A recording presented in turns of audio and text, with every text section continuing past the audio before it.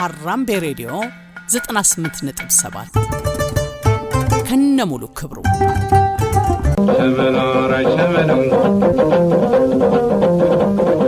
በጉራጌ ሀገር የተካሄደ አርበኝነት ከኦጋዴንና ከቦረና የጦር ግንባር የተመለሰው ሰራዊት በሐረርጌ፣ በባሌ፣ በሲዳሞና በአርሲ እንደምንም ሲከላከል እንደቆየና ከዚያም ወደ ጉራጌ ሀገር እንደተሻገረ ተመልክተናል። አሁን ደግሞ በጉራጌ ሀገር የተካሄደውን ተጋድሎ እናያለን። ጦሩ ሌሊቱን ተጉዞ ከመቂ ማርቆስ ጉጉቲ ጠዋት ሲነጋ ደረሰ።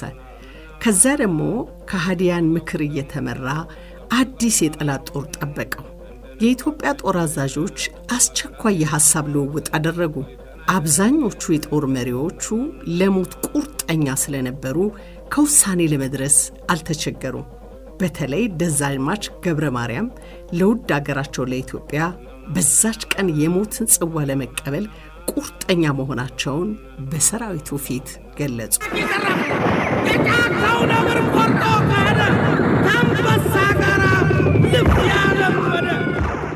ከዚህ ጽዋ ለመሳተፍ ያልተዘጋጁ እንዲሄዱ አሰናበቱ። የጠላትን ጦር ብዛትና የእርሳቸውን ሰራዊት መመናመን ተመልክተው በቂ ሰው አላገኘንም፣ ስለ ሰው አምላኬን ጨምሬያለሁ በሚል ቃል የነበሯቸውን ጥቂት ሰዎች ቦታ ሲያዙ፣ ወጣቱ የጦር መኮንን ሻለቃ ወይም ደጃዝማች በቀለ ወያ በዚህ ሐሳብ አልተስማሙም። ጠላታችንን የምናጠቃው በመስራት እንጂ በመሞት ብቻ አይደለምና ለሞት ሳንቸኩል መንገዳችንን ብንቀጥል መልካም ነው አሉ። ተቀባይ አላገኙም። ደጃዝማች ለማምለጥ ሲቻላቸው ተዋግቶ መሞትን መረጡ። የመጣው የጠላት ጦር ከወገን ጦር እጅግ ብዙ ብልጫ ነበረው። ራስ ደስታ ዳምጠው፣ ደጃዝማች ገብረ ማርያም፣ ደጃዝማች መርድ በየነና ሻለቃ ወይም ደጃዝማች በቀለ ወያ ጥቂት ወታደሮቻቸውን ይዘው የካቲት 13 ቀን ጉጉቲ ከተባለው ቦታ ግንባር ለግንባር ገጠሙት። እያንዳንዳቸው መትረየስ ይዘው ተዋጉ። የጠላት ወታደርንም ረፈረፉት። ግን ከብዛቱ የተነሳ መከተው ለመመለስ አልቻሉም። ጦርነቱ ረፋድ ላይ ተጀምሮ ሙሉ ቀን ቀጠለ። ውጊያው ከመጠን በላይ ብርቱ ከመሆኑ የተነሳ በትንቅንቁ ሂደት አርበኞች እርስ በርሳቸው ተለያዩ። ሁሉም በየፊናው ሄደ። ከደጃዝማች ገብረ ማርያም ጋር በውሳናቸው እንደ ጸኑ የቆሙት በዚህ ታላቅ የጦር ሜዳ ከብዙ ኢትዮጵያውያን ጋር የጀግንነት ሞት ሞቱ። ደጃዝማች በየነ መርድ መቂ ላይ በተደረገው ጦርነት በኃይል ቢቆስሉም በዚያን ቀን በዋለው ጦርነት ከሜዳ ገብተው የጠላትን ወታደር ሲጠርጉት ዋሉ። ነገር ግን ከቁስላቸው ጽናት የተነሳ ማምለጥ ስላልቻሉ ከጠላት እጅ ወደቁ። እሱም ቀሎ ከሚባል ቦታ ላይ በመትረየስ ደብድቦ ገደላቸው። ከራስ ደስታ ዳምጠው ጋር በመሆን ከዚህ ጦርነት የተረፉት ከ10 ያልበለጡ ወታደሮች ነበሩ። ከዚያም ልዕልት ሮማን ወርቅ ኃይለ ሥላሴን ለፊት አውራሪ ታደሰ ገነሜ ባደራ ሰጥተው ጉዟቸውን ቀጠሉ። ልዕልት ሮማን ወርቅ ለፊት አውራሪ ታደሰ የተሰጡት ሊያድኗቸው እንደሚችሉ ተገምተው ነበር። ነገር ግን ፊት አውራሪ ታደሰ ራሳቸው በገበሬ እጅ ስለተገደሉ ልዕልት ተማረኩ።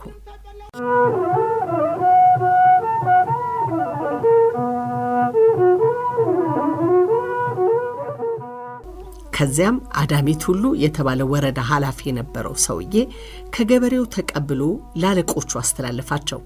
ከዚያም ወደ ጣሊያን ሀገር ተወስደው በእስር ላይ እንዳሉ ሞቱ። እዚህ ላይ ከጦርነቱ ጥቂት ቀደም ብሎ ልዕልት ዘነበ ወርቅ ኃይለ ሥላሴ ደጃዝማች ኃይለ ሥላሴ ጉግሳን አግብተው መቀሌ ሲኖሩ ሞተው እንደነበር ይታወቃል።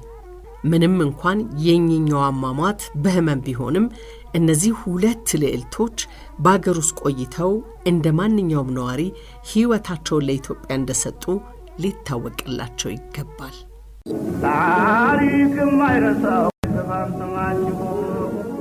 ወደ ዋናው ጉዳይ ስንመለስ ራስ ደስታ ዳምጠው የካቲት 15 ቀን በጉዞና በጦርነት ላይ ውለው ለየካቲት 16 ቀን አጥቢያ ሙሽር ከተባለው ቦታ ደረሱ።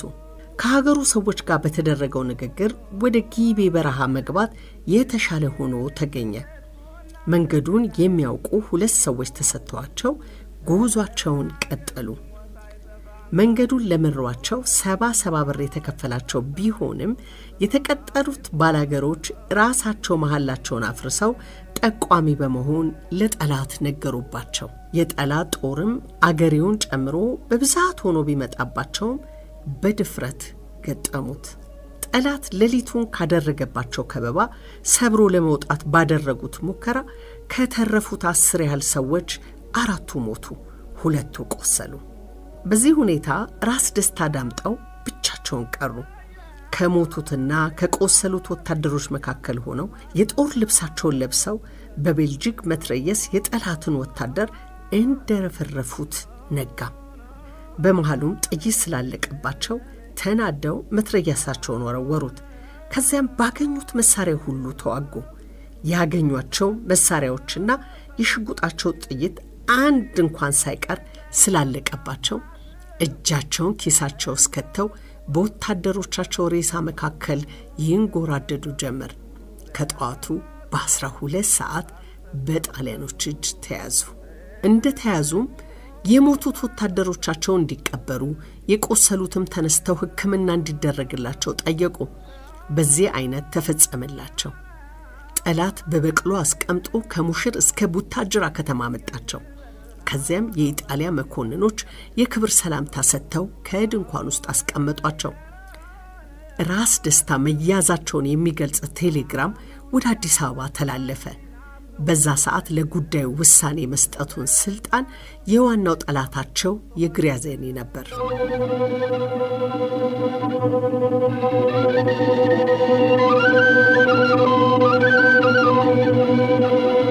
እሱም በቶሎ እንዲገደሉ ትእዛዝ ሰጠ። ውሳኔው መፈጸም የነበረበት ሻለቃ ቱቺ የተባለ ኢጣሊያዊ ለራስ ደስታ መናፈሻ ላይ ያሳያቸው ማሰቡን ገለጸላቸው። እሳቸው ግን ሞታቸውን አውቀው ነበርና በጣም ደስ እንደሚላቸው ገለጹለት። ሲፈልጉት የነበረውን የድል አክሊል መቀናጀት እንደነበረ፣ ስለ ሀገራቸው ክብር የሚገባቸውን እንደፈጸሙ፣ በጦር አዛዥነታቸው ሙሉ በሙሉ እንደሰሩበት፣ በሳቸው እዚህ የተንቀሳቀሰው የኢትዮጵያ ጦር በእያንዳንዱ ጎራ የፈጸመውን ድል እንዳስደነቃቸው ገለጹ። ንግግራቸውንም ያንዲት ደሜ የመጨረሻ ጠብታ ነፃነቴን እንደሚያፈራ አልጠራጠርም በማለት ደመደሙ። ጠላት የካቲት 17 ቀን 1929 ከቀኑ 7 ሰዓት በ9 ጥይት ደብድቦ ገደላቸው።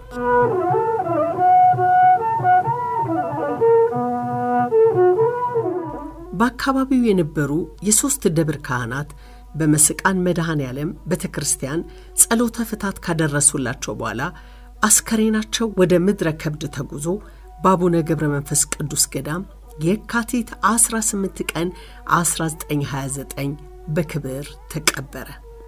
እዚህ ላይ በቦረና ጦር ግንባር የተሰለፈውን የኢትዮጵያን ጦር የመሩ በዚያ ግንባር የተሰለፉ ወታደሮች ሁሉ ምስጋና እንደሚገባቸው የዚህ መጽሐፍ አዘጋጅ እምነት ነው። ከፍ ሲል እንደተገለጸው ጥቂት ከሃዲያን ትንሽ ወላዋዮች ቢኖሩባቸውም አብዛኞቹ የጀግንነት ሥራ ሰርተዋል። ሸሽተው ማምለጥ ሲችሉ በየነበሩበት ቆመው ጠላትን ግንባር ለግንባር በመጋፈጥ ለሀገራቸው የመጨረሻ ጠብታ ደማቸውን አፍስሰዋል። ጀግናው የኢትዮጵያ ባህሪ ይህ መሆኑን በግብር አረጋግጠዋል።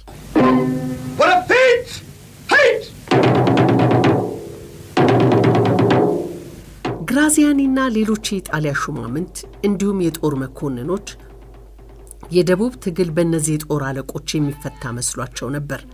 ነገር ግን እንዳሰቡት አልሆነም። ምክንያቱም ሰው እንጂ የሀገርና የነጻነት ፍቅር አይሞት፣ አንዱ ሲሞት ሌላው ይተካልና።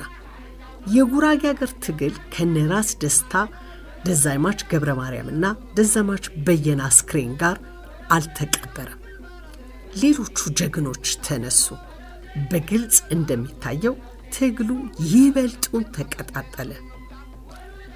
ለአርበኞች ከየካቲት 19 ቀን 1929 ዓመተ ምህረት ጀምሮ ያለውን ጊዜ አስቀድሞ የነፍስ ማዳኛ ከዚያም የመልሶ ማጥቂያ ሆነ።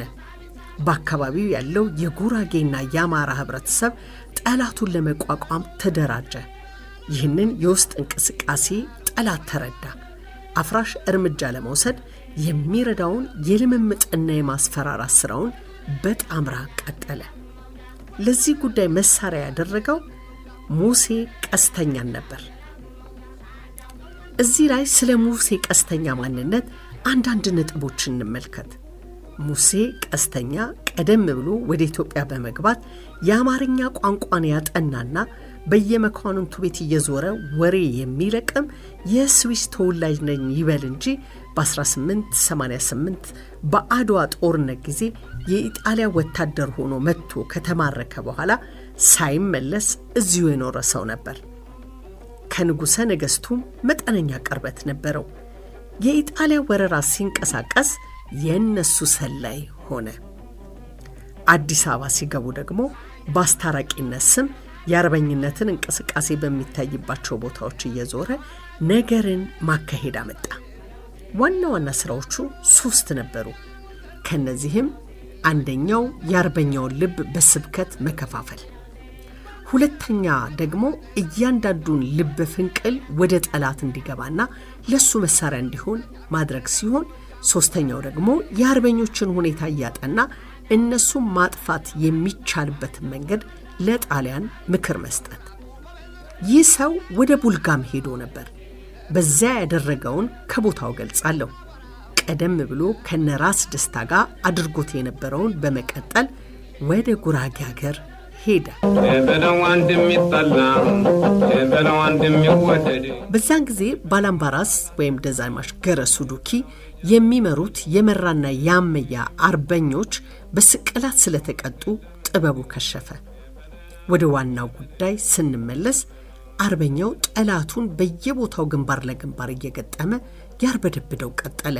በየካቲት ወር 1930 ጠላት አዲስ ጦር ላከ። በሻለቃ ወይም ደጃዝማች በቀለ ወያ የሚመራ አርበኛ በሶዶና በሜጫ ወሰን ላይ ገጥሞ ጥሩ ስራ ሰራ። ብዙ ጀግኖች ቢሞቱና ሻለቃ በቀለም ጭምር ቢቆስሉም በጦርነቱ በተገኘው ድል የአርበኛው ወኔ በረታ። ጠላት አከታትሎ ሌላ ጦር ላከ። በአውሮፕላን አካባቢውን ደበደበ። ነገር ግን አርበኞቹ ገምጃ ከተባለው ስፍራ ቦታ ይዘው ጠበቁት። በቀረበም ጊዜ ጥሩ አርገው ወጉት። አውሮፕላኖቹ አርበኛው መጉዳት አልቻሉም።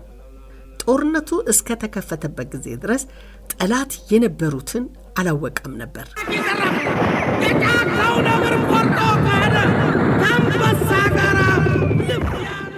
ጦርነቱ ሲከፈት ደግሞ አርበኛው ፈጥኖ ከጠላት ጋር በመቀላቀል የጨበጣ ውጊያ ስለያዘ ለይቶ መምታት አልቻለም። ከጠዋቱ 12 ሰዓት የተከፈተ ጦርነት እስከ ቀኑ 9 ሰዓት ቀጥሎ ጠላት በፍጹም ድል ሆነ። አርበኛው እየተከታተለ ጠላቱን ረፈረፈው። ብዙ የጠላት መኮንኖች በጦር ሜዳ ወድቀው ተባለው ቦታ በተደረገው ጦርነት ጥሩ ስራ ተሰራ። ጠላት ከምሽጉ ወጥቶ በጠራ ሜዳ ላይ ስለተጋጠመ በዛ ለነበሩት አርበኞች ተመቻቸው። ለ7 ሰዓት በተካሄደው ውጊያ ጠላት ተጠርንፎ ወደ ምሽጉ ገባ። አርበኞች ብዙ ግዳይና ምርኮ አገኙ።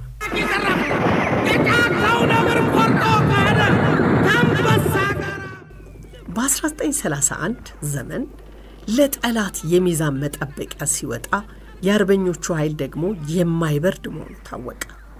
በዚህ ላይ የአውሮፕላኑ ድብደባው የተጠበቀውን ውጤት ማስገኘቱ እየቀነሰ ሄደ። ይህም ሆኖ ጠላት ገና ተስፋ አልቆረጠም ነበርና ማጥቃቱን አልተወም። አርበኞችም ጫካ ደፋሩ በተባለው ቦታ ገጠሙት። ጥሩ ውጊያ ተካሄዱ። አርበኞች ድል አገኙ። ጠላት በዚህ የማጥቃት ሙከራውን አላበቃም። ሚያዝያ 19 ቀን አዋሽ ላይ 5 ሰዓት ሙሉ የፈጀ ጦርነት አካሄደ። ወዲያው ደግሞ ሚያዝያ 23 ቀን ዝቋላ ላይ ሌላ ውጊያ ተካሄደ። እንዲሁም ሰኔ 13 ረጲ በተባለ ስፍራ ላይ ተደገመ። በተከታታይ ጅሮ በሚባል ቦታ ላይ ውጊያው ተካሄደ። ቀጥሎ ሐምሌ 15 ቀን ጌቶሽ ከተባለ ስፍራ በሁሉም ቦታ ቀኙ ለአርበኞች ሆነ። በጠላት ላይ የሚደርሰው ጉዳት እየበዛ በአርበኞች ላይ የሚደርሰው እየቀነሰ ሄደ። የጣሊያን የጦር መኮንኖች በየሜዳው ይረፈረፉ ጀመር። የሚማረከው መሳሪያ ብዛት ከአርበኞቹ ሸክም በላይ ሆነ። ለምሳሌ ያህል በጌቶሾ ጦርነት ብቻ 800 ጠመንጃ ከብዙ ጥይት ጋር ተማረከ። በዚህ መልኩ የድል ወጋገን እየቀደደ ሲመጣ የንጉሠ ነገሥቱ የጦር እንቅስቃሴ ደግሞ እየተሰማ መጣ። ይህ በጠላት ላይ ድንጋጤን፣ በአርበኞች በኩል ብርታትን ፈጠረ። በ1933 መባቻ አዲስ ምዕራፍ ተከፈተ። ጥቅምት 11 1933 ዝቋላ ወንበራ በተባለው ቦታ ጦርነት ተደርጎ ጥሩ ተግባር ተሰራ። በዚህ ቀን አቡ ከሚባለው ቀበሌም እንዲሁ መልካም ተግባር ተሰራ። በሌላ አገላለጽ በልጅ የጫወታ ፈሊጥ ሱሉስ ዞረ እንደሚባለው ሆነ።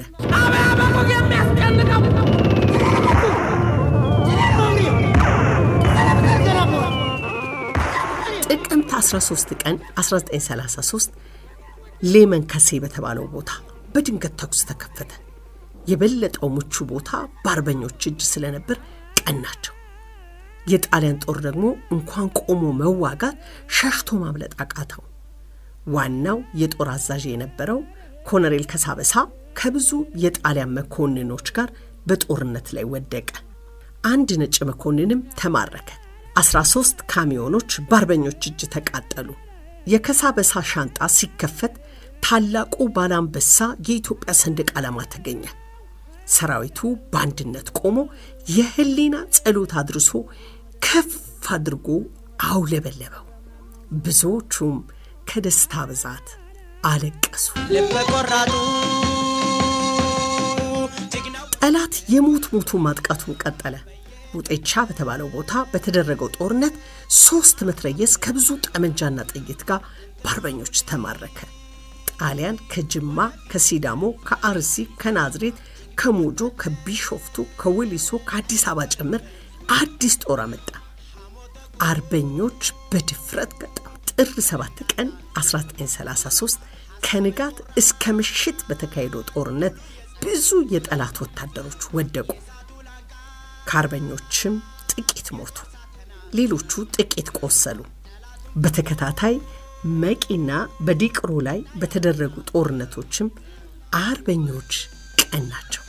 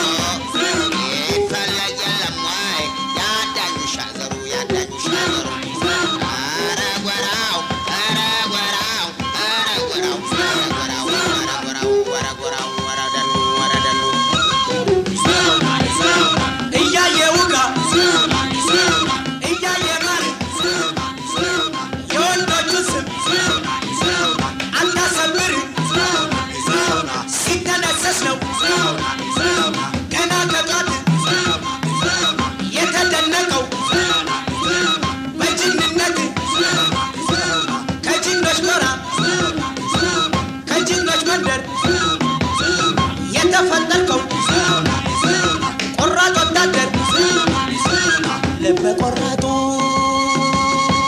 ጀግና ወታደር ዘውና ልብ ቆራጡ ጀግና ወታደር ዘውና ልብ ቆራጡ ጀግና ወታደር ሀራምቤ ሬዲዮ 98.7 ከነሙሉ ክብሩ